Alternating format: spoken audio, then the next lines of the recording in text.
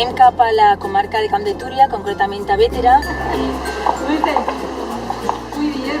Con ganas de ver a